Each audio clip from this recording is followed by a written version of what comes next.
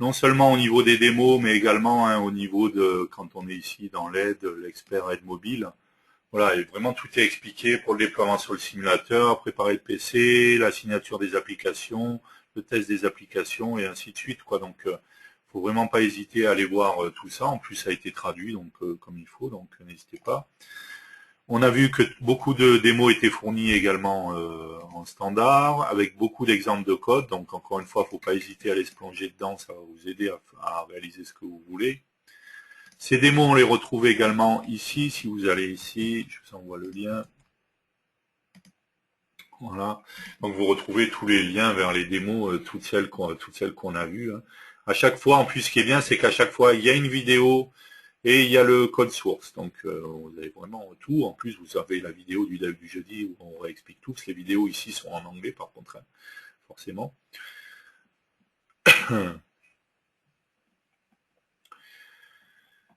Ok, donc n'hésitez pas à aller voir tous ces exemples et ces différentes vidéos et récupérer ces codes sources. De toute manière, si vous avez la X4, encore une fois, quand vous êtes là, Marcadero, Ratio X4, exemple, et dans iOS Code Snippet, vous récupérez tous les exemples qui sont disponibles. On va en profiter pour finir en parlant d'accès aux données, d'accord. À partir du moment où on crée une application mobile, on peut avoir besoin de stocker des données, d'accord. Et dans ce cas-là, on a deux possibilités qui s'offrent à nous. Je parle bien de stockage de données en local sur le téléphone ou sur la tablette, d'accord.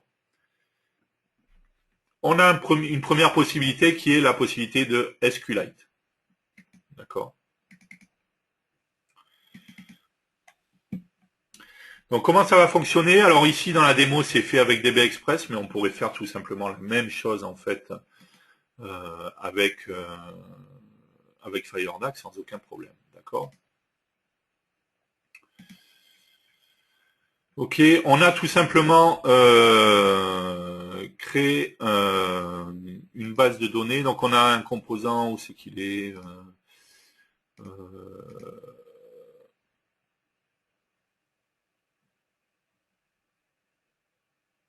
oui, mon composant, c'est là, mon composant bind source DB, pardon. D'accord. On a ensuite des composants SQL Query, c'est ce qui va nous permettre de faire les deletes. Donc on va créer une table en fait juste avec une table task et dans la table task il y aura un champ texte tout bête en fait. D'accord, une SQL Query pour les inserts. D'accord, c'est une requête insert into task name value de point task name. Ok, assez simple. Un composant, c'est ça que j'ai cherché tout à l'heure, c'est pas le DB source, c'est le composant SQL connection, d'accord, dans lequel on a mis une propriété driver à SQLite, d'accord, tout simplement, on lui a mis un connection name, et ce qu'on fait, c'est que sur l'événement form create de notre forme, là on fait les liens avec les tasks, et c'est sur le task list before, sur le SQL connection, sur le before connect en fait, et le after connect, d'accord. Sur le before connect, on définit, donc on fait ça que pour iOS, bien entendu, donc on s'est fait un ifdef iOS, et le ifdef iOS existe. Task list, donc c'est notre composant SQL connection, params.value, on lui rajoute un paramètre database dans lequel on va récupérer le get on pass, donc c'est ce qui va me permettre de récupérer le chemin de mon application. Le pass delim, c'est le délimiteur qui est utilisé, d'accord. Ensuite, on va mettre ça dans le sous-répertoire document, pass delim, et on va appeler notre base task.s3db, d'accord. Automatiquement, à partir du moment où on fait ça, la base sera créée directement avec le fichier, d'accord, puisque c'est before connect. Donc après, quand on va connecter notre base, où c'est que c'était... Ok.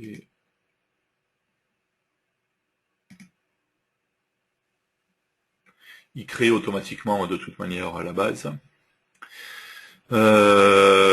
Ensuite, après le after connect, donc une fois qu'on s'est connecté à la base, d'accord, on fait tout simplement un execute direct pour exécuter directement une requête, et on va faire un create table si la table task n'existe pas, bien entendu. On fait une table task avec juste un texte voilà, basique, quoi. D'accord. On pourrait faire une table plus compliquée, bien entendu, il n'y a pas de problème. Là, on la crée directement. Et ensuite, très simplement, en fait, quand je vais vouloir rajouter une tâche, j'ai ici un TLisBox, d'accord.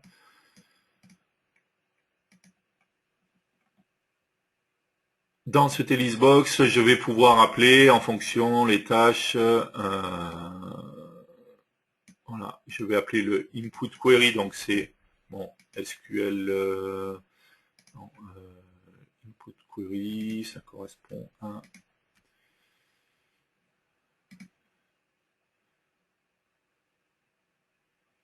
pardon, il est là mon query. SQL query insert, d'accord, donc je mets à jour mon paramètre en récupérant le task name, ce que j'ai créé, justement ce que j'ai saisi comme nom de tâche, d'accord. Je fais un exec SQL, un refresh tout simplement. Ensuite, je mets à jour parce que j'ai fait un lien avec live binding entre ma listbox, mon binding list et mon bind source. Si on fait voir concepteur live binding, j'ai bien mon bind source qui est relié à la propriété item.text de ma listbox. D'accord. Dans le cas de la suppression, je fais la même chose, hein, sauf que j'appelle le SQL query get, d'accord, tout simplement, avec en paramètre le nom de la tâche. C'est basique. Ok. Donc très simplement, en fait, j'utilise les composants DB Express. Ici, encore une fois, j'aurais pu utiliser les composants FireDAC directement comme je les utilise habituellement dans Delphi. On va utiliser le simulateur. Là, j'ai pas forcément besoin d'être sur le device directement. Dans le simulateur, ça va fonctionner.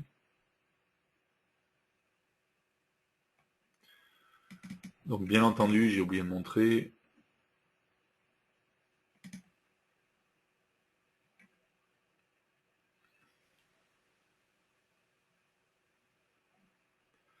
Mais forcément, voilà, les boutons sont bien rattachés. Le bouton plus est rajouté à l'ajout des tâches et le bouton delete, forcément, à la suppression de tâches. Ok, donc je suis sur mon application dans mon simulateur. Je vais faire plus. Automatiquement, le input query, donc il me demande de saisir une valeur pour ma tâche. Hein. Donc on va mettre tâche 1. Je vais faire OK.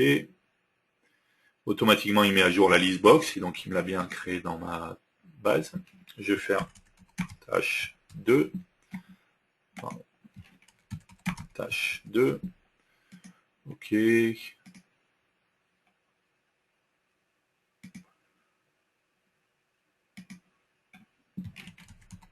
Tâche, hop.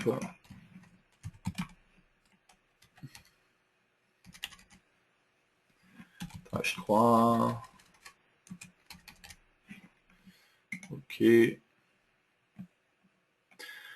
vais ressortir de mon application. D'accord.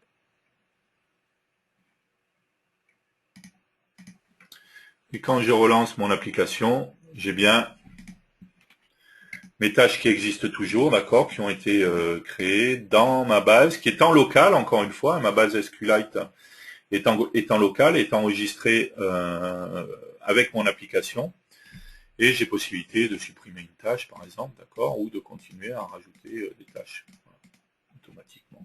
D'accord, donc très simple d'utilisation. Encore une fois, je vais utiliser les composants DB Express ici, mais j'aurais pu utiliser les composants FireDAC de la même manière. Je les utilise comme j'utilise mes composants d'accès aux données habituellement, quoi. Si ce n'est que, voilà, dans mon composant SQL Connection, j'ai mis un driver SQLite. Si j'utilisais FireDAC, j'utiliserais un driver SQLite. Voilà. D'accord, automatiquement. À partir du moment où j'ai déployé, j'ai rajouté ici les librairies qui vont bien pour SQLite. D'accord. Donc, Non, ça c'est pas les librairies. Non, sur SQLite, on n'a pas besoin, pardon. C'était sur Interbase Lite, après on va voir. Mais sur SQLite, il n'y a pas besoin, tout est intégré directement. Ok, donc ça, la première solution, si vous avez besoin d'une base de données embarquée sur le téléphone ou sur la tablette, la première des solutions, ça va être SQLite. La deuxième solution, ça serait d'utiliser Interbase. En l'occurrence, c'est une nouveauté de la version X4. Il faut savoir qu'on va pouvoir avoir une version Interbase embarquée. Pour ça, si vous allez ici, vous remarquerez, hop, Interbase. J'aurais dû me laisser là, je voulais rester. On va aller là, hop.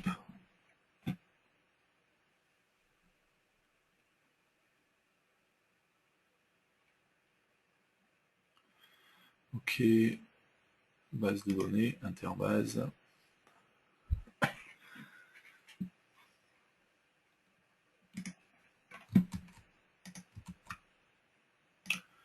On a le lien, ok.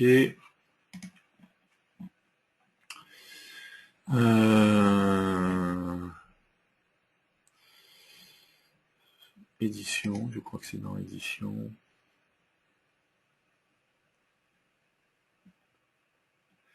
Voilà. Donc il faut savoir aujourd'hui, je vais vous envoyer ce lien.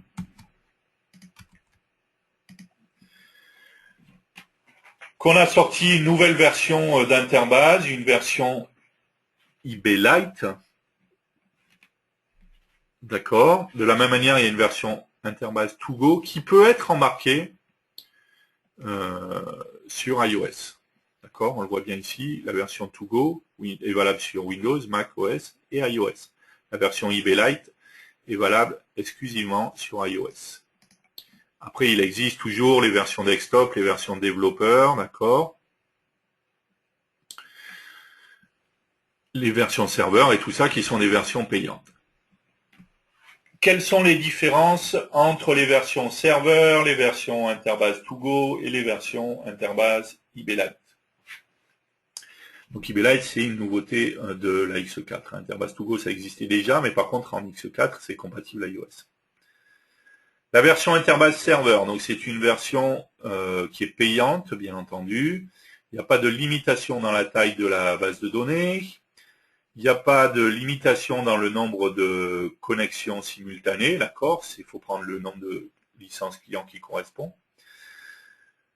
Par défaut, vous avez possibilité de prendre en compte 8 cœurs, d'accord? Mais vous pouvez rajouter des cœurs supplémentaires, enfin, vous pouvez rajouter des licences supplémentaires. Les 8 seront pris en standard avec la version de base. Si vous voulez que ça prenne plus de cœurs, il faudra rajouter des licences, par contre. Le nombre de connexions par utilisateur est 4.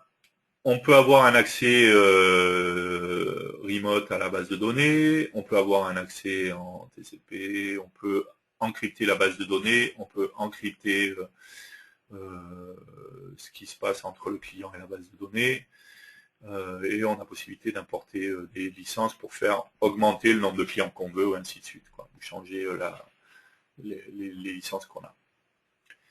Ça, c'est une version payante standard, classique, qui peut être utilisée, encore une fois, sur Windows, Mac OS X, Linux et Solaris. La version Interbase To Go, c'est une version où on est limité à 4 cœurs, une seule connexion simultanée, le nombre de connexions par utilisateur c'est 8, un accès distant oui, par TCP non. Possibilité d'encrypter la base de données, pas possibilité de rajouter de licence, et pas de limite dans la taille de la base de données. Ensuite, donc cette version est une version qui est payante, la version Interbase To Go. Ensuite, il y a la version IB Lite. La particularité de la version IB Lite, c'est que c'est une version gratuite que vous pouvez utiliser sans problème et déployer sans coût particulier. Elle a quelques restrictions par contre. Un seul cœur qui est pris en compte. Nombre de connexions simultanées, de connexions par user, c'est 1. Pas d'encryptage de la base de données et limitation de la taille de la base de données à 100 mégas. Ceci dit, quand on fait une application en local sur un téléphone ou sur une tablette, il faudra faire vraiment attention là, contrairement à du desktop où on peut ne pas se soucier du fait que la base grossit. Il faudra vraiment faire attention à ça, puisque, je le répète, hein, on est sur un téléphone ou sur une tablette, donc on n'a pas non plus des terras et des terras, quoi. C'est limité. Si toutes les applications font ça, on va vite plus avoir de place. Donc attention, dans ce cas-là, il faudra faire attention à pas avoir des bases trop grosses. Et 100 mégas, ça commence déjà à faire une bonne base de données pour un accès pour des données en local sur un téléphone ou sur une tablette, hein. Donc, dans une grande partie des cas, ça va servir et ça suffira largement pour les applications que vous voulez faire. Donc, vous n'êtes pas obligé d'utiliser SQLite. Vous pouvez utiliser une vraie base de données SQL eBayLite, d'accord? Pardon. Sans aucun problème. Et encore une fois, c'est une base de données qui est gratuite. D'accord? C'est important de le préciser. C'est une base de données gratuite. Pas de coût. Si vous voulez, pas de limite, pouvoir encrypter la base de données, prendre plus en compte plus de cœur, vous pourrez passer sur la version to go. C'est pas très cher, hein, c'est quelques dizaines d'euros. Je crois que c'est 40 ou 50 euros, un truc comme ça, je ne sais plus, à vérifier. Et dans ce cas-là, vous n'aurez pas la limite de la taille et tout ça. On est d'accord que la version serveur ne fonctionne pas sur iOS. Là, on parle que d'iOS pour le moment. Si on regarde dans les démos, on a également une démo faite pour SQLite. D'accord, ici, pour eBayLite, pardon, je vais y arriver. iOS eBayLite, toujours pareil dans iOS Code Snippets. Et ça va fonctionner de la même manière. La différence, elle est juste que si je regarde dans les répertoires, iOS eBayLite, ici, j'ai tout simplement un fichier GDB, un fichier base de données interbase. Un des gros avantages aussi d'interbase, c'est que vos bases de données, vos fichiers GDB, en fait, sont compatibles avec les 3 types de bases de données. Je peux très bien avoir créé ma base sur mon serveur, mon fichier GDB, d'accord, et le récupérer pour le mettre sur mon eBayLite, à partir du moment où c'est les mêmes versions, sinon je passe par des backups et des restores, hein, tout simplement. D'accord? Donc très simplement, en fait, je vais pouvoir avoir mon fichier GDB. Donc ici, j'ai bien mon task.gdb, d'accord, qui est ma base de données, tout simplement, interbase eBayLite. Alors, on va essayer de faire, j'avoue que je ne l'ai pas fait, mais c'est pas grave, on va le faire, on va en profiter pour le faire également. Si vous allez dans le lien que je vous ai donné où il y a tous les snippets, vous verrez qu'il y a un lien vers le RAD Studio XO4 pour le tutoriel, pour déployer ToGo, DB Express and the Database File for iOS. Tout simplement parce qu'il va falloir récupérer des fichiers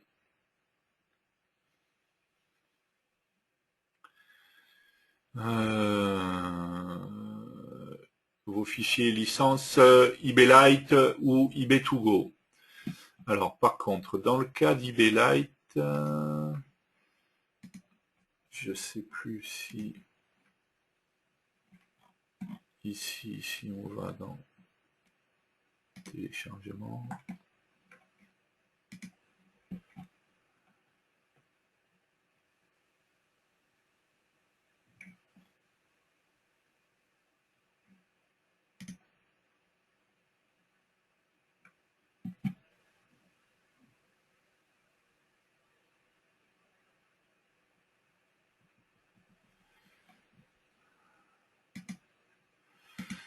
par contre, comme je n'avais pas installé Interbase, alors je vais voir si ça y est en téléchargement à côté.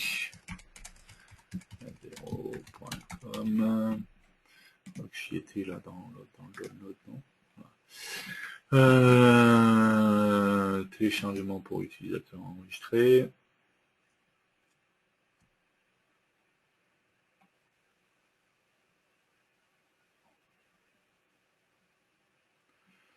Interbase, est-ce que j'ai un eBayLite là-dedans?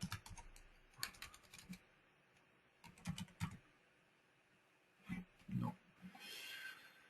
Ok, donc c'était installé avec Interbase. Le problème, c'est que quand j'ai installé mon RAD Studio XO4, j'ai pas installé le Interbase parce que j'avais déjà un Interbase. Je voulais pas que ça fasse doublon, que ça pose des problèmes. Donc du coup, il n'a pas dû m'installer le eBayLite.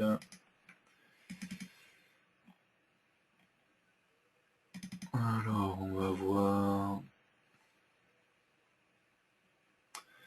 Embarcadero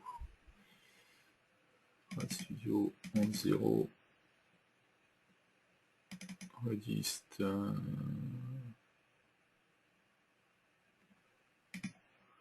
Non.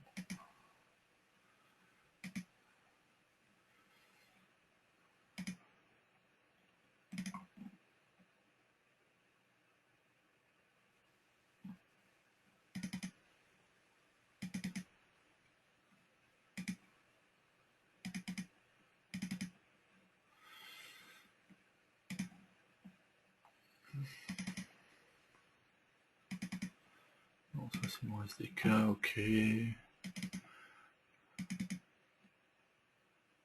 Ibelight.slip.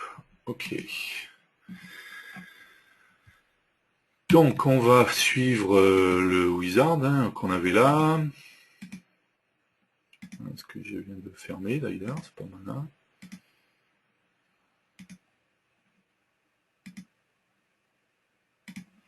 Ok, idiot. Alors, si hop.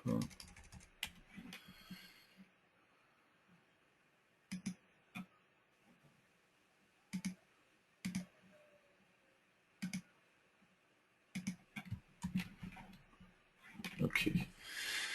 Ibelight, donc là, le lien qui est ici, voilà.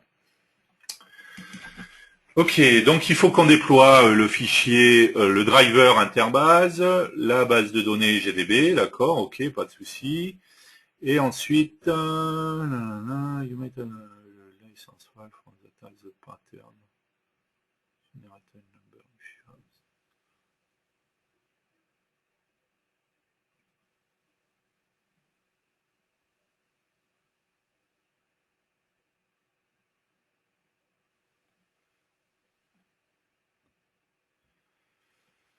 Est-ce que si on déploie directement juste le fichier slip,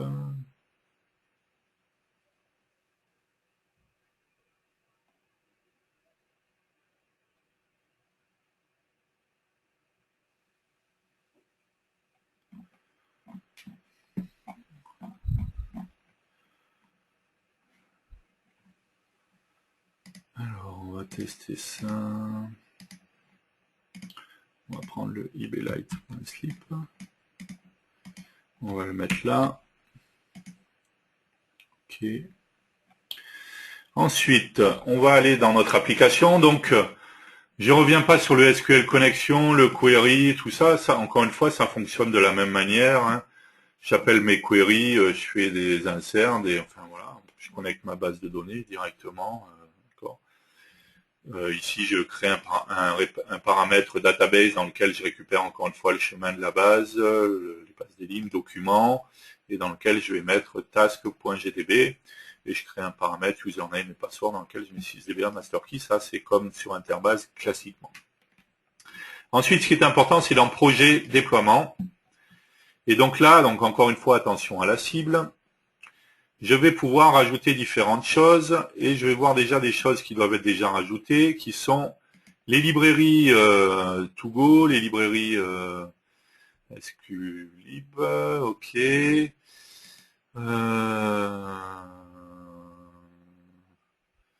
Ok, ok. Et ici, donc, ce qui est pas disponible, c'est ça j'en ai pas, le reg qui peut être togo.slip.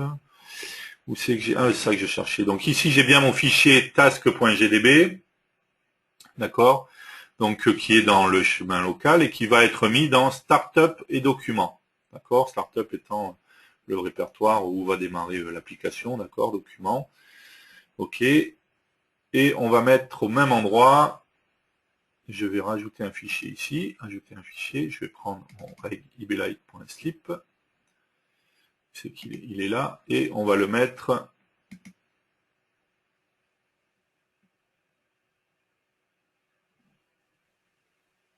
On va le mettre là, on va prendre la même chose que ça. Ok. Ah mince, donc Donc, startup, document,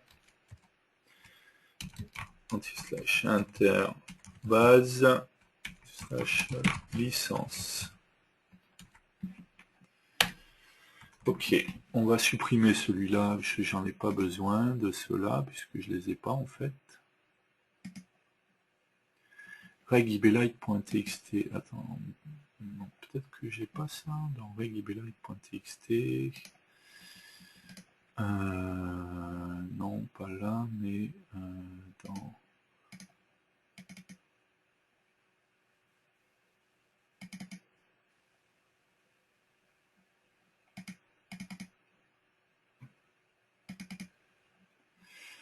Modiste, on va faire étoile.txt.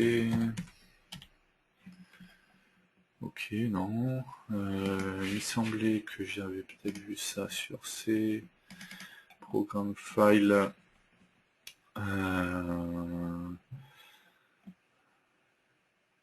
Embarcadero, interbase, est-ce que j'ai ça? Étoile.txt, j'ai quoi? Non.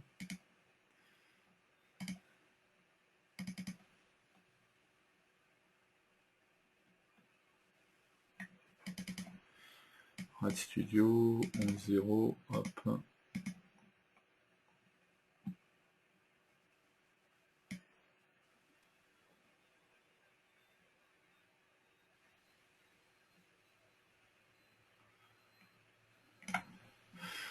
On va chercher le nom directement.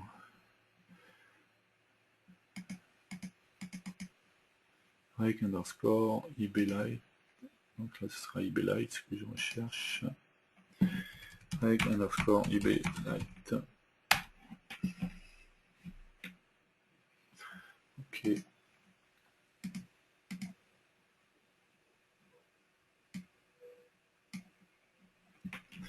Le problème, c'est comme j'ai pas installé le interbase.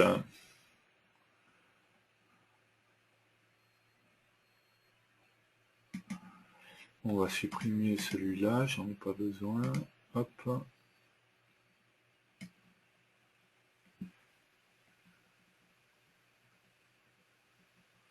Startup, je vérifie que ça c'est correct. Document, interbase. Ok.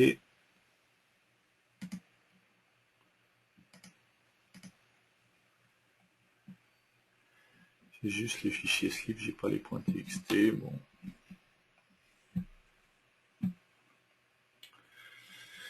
Après, je sais pas si ça va fonctionner. Du coup, comme j'ai pas installé l'interbase avec la X4, que j'ai enlevé, je pense que j'ai pas tous les fichiers.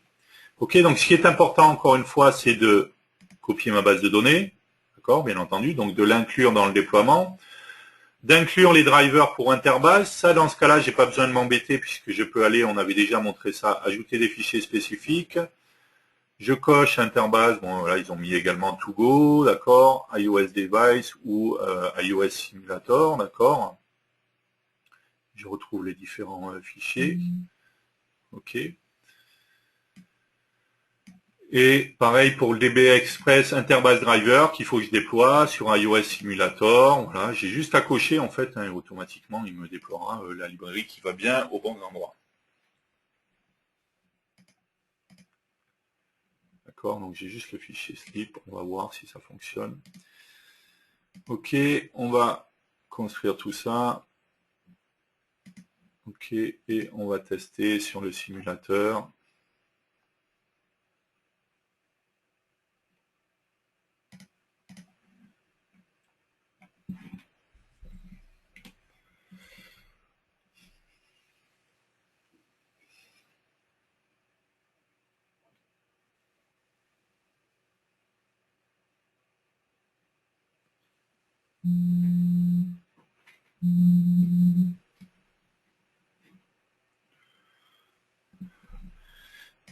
Ici, mais ouais, donc je pense qu'il lui manque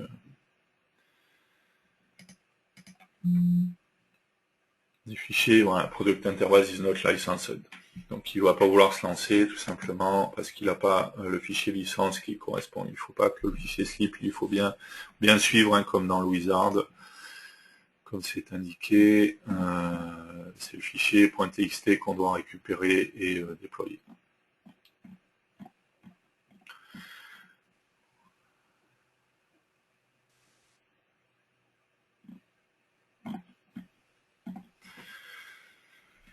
D'accord, bon, mais c'est pas grave, on va pas pouvoir le faire. En tout cas, dans le principe, vous avez bien compris. Ce qu'il va falloir rajouter, c'est ma base de données, les fichiers driver interbase qui eux sont fournis, et dans le cas de eBay Lite, le fichier licence qui est fourni quand vous installez X4, mais que vous cochez bien interbase, installation d'interbase, que je n'avais pas fait pour pas rentrer en conflit avec la version existante que j'avais, qui était une version plus complète en fait, mais pour l'interbase serveur en fait.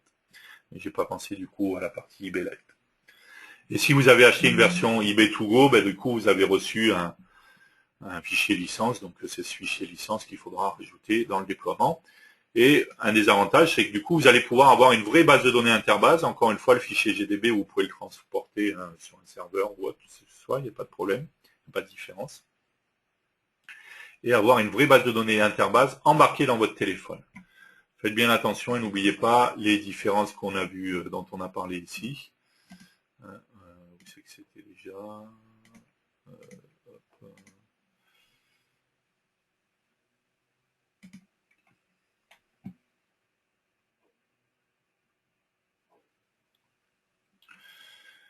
Ok, donc dans les éditions, ici, édition, différence entre eBay Lite, Interbase to go et Interbase serveur, sachant que la serveur, bien entendu, ne fonctionne pas avec iOS, hein, elle ne peut pas être remarquée sur un téléphone. Mais la version to go ou eBay Lite, oui. La to go est payante, la eBay Lite est gratuite. D'accord, donc c'est une nouveauté la X4 et ça peut être intéressant d'utiliser Interbase, donc du coup, si vous utilisez dans vos applications desktop de l'interbase, ça sera le même principe de fonctionnement. Attention dans le cas de la eBay Lite, où vous êtes limité à une taille de base de données à 100 mégas. Et ça fait déjà une grosse base de données. Surtout, pensez bien en fait que c'est embarqué dans le téléphone et dans la tablette, donc il faut éviter que ça grossisse trop pour avoir des bases énormes après. Voilà, j'ai essayé de vous montrer aujourd'hui dans ce 12e épisode toutes les différentes choses qu'on peut faire sur iOS. Vous avez vu qu'il y a pas mal de choses qui sont possibles, que beaucoup de choses ont été simplifiées. Il y a beaucoup d'exemples, beaucoup de démos, beaucoup de documentation. N'hésitez pas à aller tout consulter. N'hésitez pas à revenir vers nous si vous avez des questions. Je vais regarder s'il y a des questions déjà là. Cela fonctionne-t-il avec MySQL ? Alors, vous ne pouvez pas avoir du MySQL en local. Aujourd'hui, MySQL ne propose pas une version de MySQL qui peut être embarquée sur un téléphone ou sur une tablette. Donc ça, il n'en existe pas chez MySQL. Après, vous pourriez, à partir de votre téléphone, vous connecter à une base de données distante, mais ça va impliquer que vous ayez tout le temps du réseau, que vous soyez tout le temps connecté ou ce genre de choses, ce qui n'est pas toujours le cas et pas toujours très pratique. Donc, en base de données embarquée, les deux solutions, c'est Interbase ou SQLite. eBay Lite si c'est gratuit pour Interbase, ou eBay2Go si vous voulez une version payante avec moins de restrictions.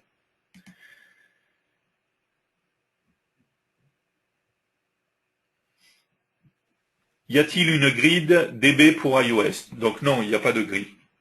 Enfin, il y a la grille FireMonkey, elle existe. Ceci dit, de mon avis, c'est vraiment, la grille c'est anti-ergonomique et c'est vraiment pas le genre de choses qui est pour moi à utiliser sur un téléphone. Si vous regardez que les applis iPhone ou iPad, vous verrez pas ou très très peu de grilles. Très souvent, ça se fait par des listbox ou des listview, ce genre de choses, et on passe d'un élément à un autre et tout ça. Attention, si vous voulez utiliser des grilles, des trucs comme ça, de ne pas vous faire refuser aussi par Apple, quoi. Donc, vous pourriez utiliser les grilles standards, mais de mon avis, c'est certainement pas utilisé dans un cadre mobile. Après, c'est mon avis. Vous faites bien entendu ce que vous voulez. Il n'y a pas de driver DB Express Datasnap. Si, il y a un driver DB Express Datasnap, il s'appelle Midas. Ah oui, d'accord, la personne continue. En revanche, il y a une Midas librairie, donc c'est bien ça. Si vous allez dans le projet déploiement, on n'a pas vu Datasnap, mais en fait, tout ce qu'on a vu dans les types de connexions à Datasnap jusqu'à maintenant vont se faire de la même manière sur la partie iOS. Il n'y a pas de différence au fait qu'on soit sur iOS. On va utiliser les composants DB Express, SQL Connexion et ça, comme on les utilise habituellement pour se connecter à Datasnap, voire du FireNAC, si vous voulez. Donc ici, il y a bien un Midas librairie, donc c'est bien ça, c'est la librairie pour Datasnap. Alors, je finis de lire la question. Est-ce que la librairie assure la compatibilité avec un serveur DataSnap? Plus généralement, peut-on créer un client DataSnap pour iPhone? Oui, tout à fait, vous pouvez créer un client DataSnap sur iPhone sans problème. Vous allez utiliser les composants DB Express pour vous connecter sans problème, et vous n'oubliez pas d'inclure la librairie qui est ici, d'accord, Midas Librairie pour iOS, d'accord, pour l'inclure directement avec votre application. Okay.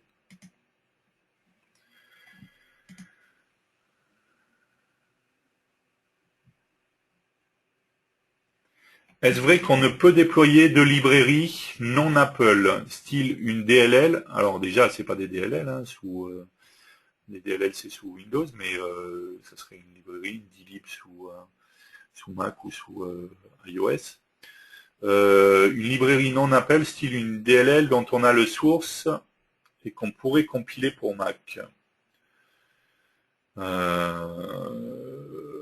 Vous voulez dire quand on package une application iOS, c'est possible qu'il y ait ce genre de restrictions. Je sais qu'il y a beaucoup de règles, il faut pas hésiter. Vous trouverez hein, quand on se connecte, est-ce que je suis resté connecté là, voilà. Si on retourne Member Center, ici j'étais sur les certificats. Dans développeur support ou dans les forums, hop, attendez, je crois que j'ai zappé.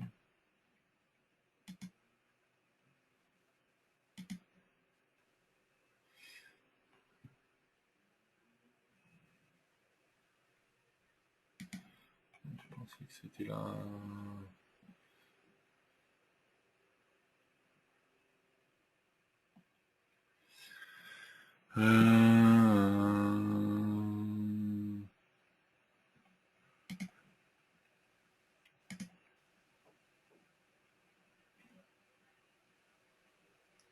Non, c'est pas là.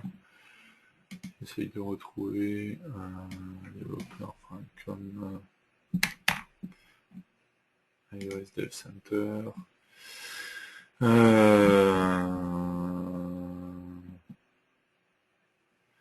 Voilà, vous avez un lien déjà là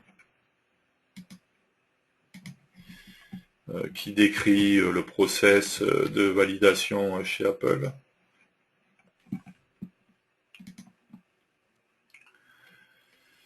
Et vous avez, voilà, il y a Review, Guideline. Voilà, vous avez ça, par exemple, qui peut être intéressant. Tout ça, ça sera important forcément à lire parce que, encore une fois, vous serez soumis à validation et iOS Human Interface Guideline. Donc là, c'est toutes les règles d'ergonomie et visuelle. Donc j'avoue que pour revenir sur la question, j'avoue que je ne saurais pas garantir à 100% si c'est vrai ou pas. C'est possible qu'il y ait ce genre de restrictions par Apple. Hein. Il y a beaucoup de restrictions par Apple dans ce qu'on a le droit de faire ou pas, et ainsi de suite. Donc sincèrement, il faut se plonger dans les docs un peu plus en détail, quoi, et aller chercher ici dans le Dev Center pour aller chercher les informations, de savoir ce qu'on a le droit de faire, ce qu'on n'a pas le droit. Et, voilà. Bien suivre les règles d'ergonomie, il y a beaucoup de choses. Voilà. Hein, il y avait aussi les guidelines qui étaient là, qui étaient importantes. Hein. Voilà. Les applications qui vont cracher vont être rejetées, hein, qui ont des bugs vont être rejetées. Voilà. Il y a plein de choses qui sont expliquées là-dessus. Selon les types d'applications, selon ce que vous utilisez, l'interface, ainsi de suite. Donc, n'hésitez pas à aller voir. Voilà. C'est la contrainte dès qu'on va développer sur iOS. Ce qui est important de dire, c'est que aujourd'hui, quand vous faites votre développement pour iOS en utilisant les composants FireMonkey et tout ça,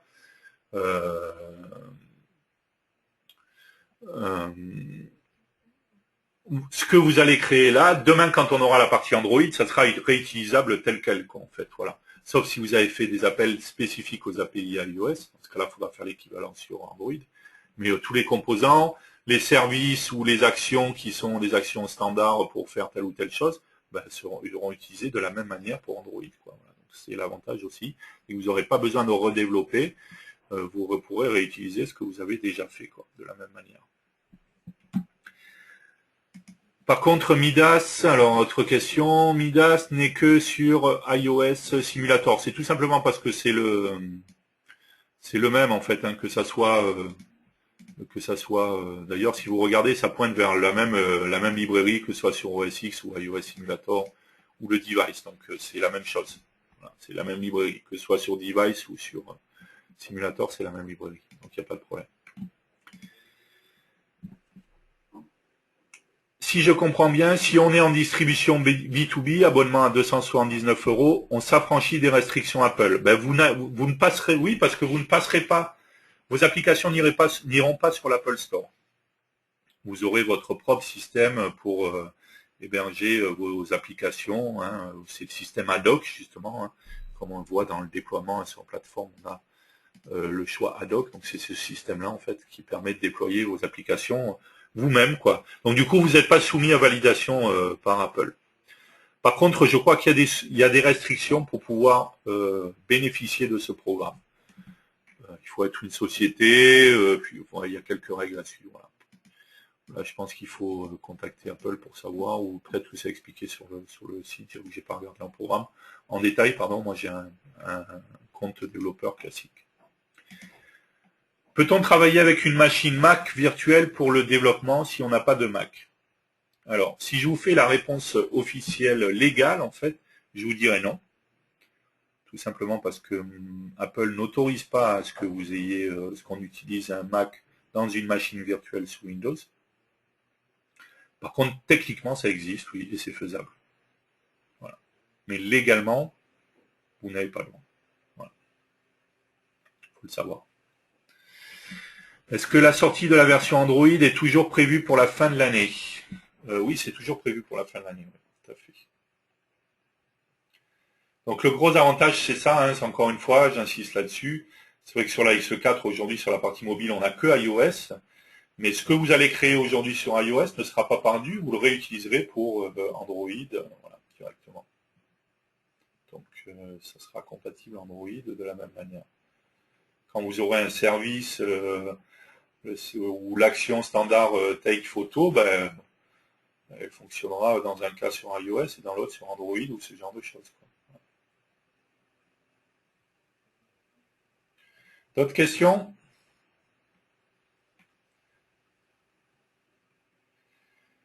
Techniquement possible avec un déploiement sur l'Apple Store?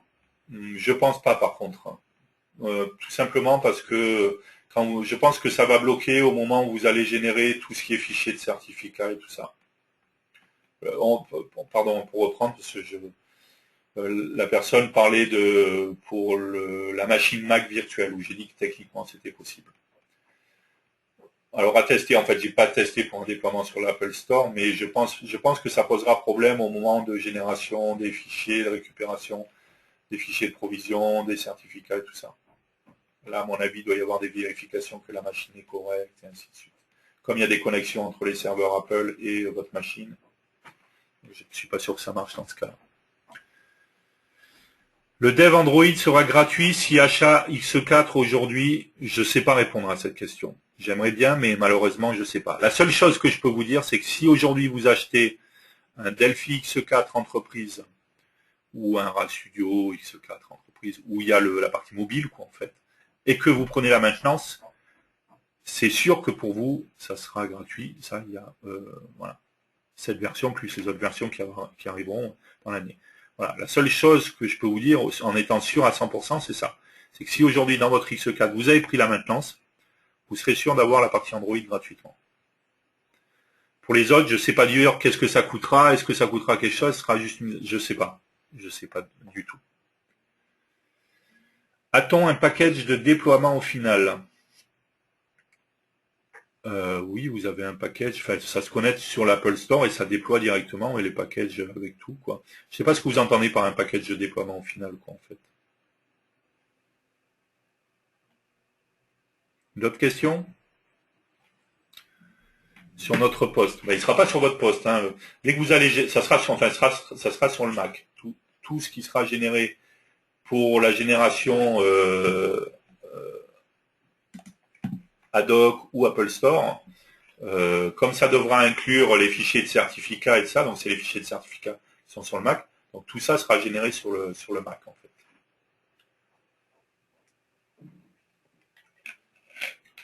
Un petit mot sur le nouveau type de string pour FireMonkey. Oui, tout à fait. Vous faites bien de me le rappeler, j'ai oublié.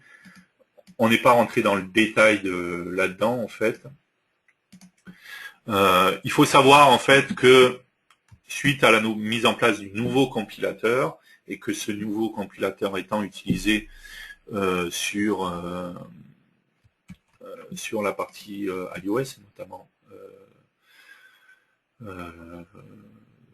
donc mobile, pardon, c'est ça que je cherchais, je vais y arriver, je suis fatigué.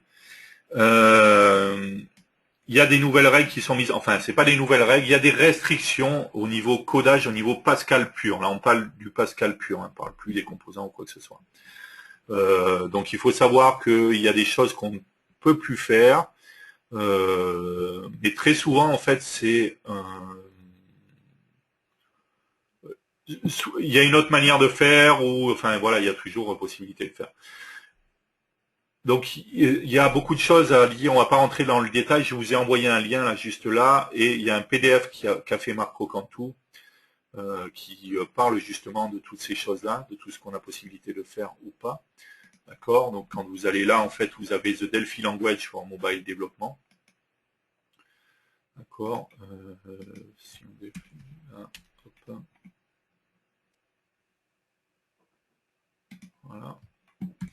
Donc, allez sur ce lien directement, vous aurez le PDF. N'hésitez pas à vous plonger dans ce PDF, il y a beaucoup de choses qui sont expliquées, notamment au niveau des chaînes de caractères. D'accord. Donc plutôt que de rentrer dans le détail, vous aurez tout qui sera expliqué là-dedans. Il faut savoir que tout ce qui est non Unicode, déjà, c'est à proscrire obligatoirement, hein, donc pas d'ANSI string ou ce genre de choses. On oublie également l'utilisation des pointeurs, d'accord, et il y a la manière dont sont générées les chaînes de caractères qui entraînent quelques modifications. Voilà, pour les chaînes de caractères zéro base access, voilà. Donc n'hésitez pas à aller lire tout ça. Il y a pas mal de choses. Encore une fois, on voit des gens qui râlent là-dessus de ça. Moi, je pars du principe qu'il n'y a vraiment rien qui est insurmontable. Il y a souvent, quand il y a un truc qui n'est pas... il y a une autre manière de faire, notamment en utilisant des choses dans les RTTI et autres. Il faut savoir également que il y a... comment ça s'appelle, je ne sais plus si c'est indiqué, parce que ça, je crois que c'est encore le cas aujourd'hui, mais que ça, ou je suis pas sûr, que ça sera pas le cas dans la prochaine, à vérifier. C'est l'utilisation du Wiz. Hein, vous connaissez tous ça. Quand je fais un Wiz, do, d'accord, begin, end, d'accord. Donc cette utilisation est à proscrire et à ne plus utiliser, en fait. D'accord. Donc n'hésitez pas à lire ce document, c'est important. Dès que vous allez faire du développement sur mobile, vous serez soumis à ces règles-là. Voilà. Donc jetez-y un œil, il n'y a pas 46 millions de pages hein, non plus. Il n'y a pas tout qui a été chamboulé et qui n'est plus utilisable. Mais notamment dans la gestion des chaînes de caractères, oui, il y a quelques différences. Donc voilà. N'hésitez pas à aller voir ça encore.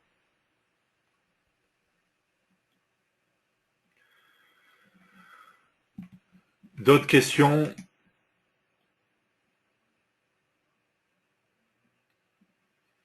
En fait, pour les chaînes de caractères, en fait, il faut savoir qu'il est prévu qu'il y ait une version française du document hein, sur laquelle on est en train de travailler. Là, elle est en anglais, qui devrait sortir, bon, je sais pas quand encore, mais pas dans 18 ans non plus, quoi, j'espère. Je suis en train de travailler sur les trades, donc voilà.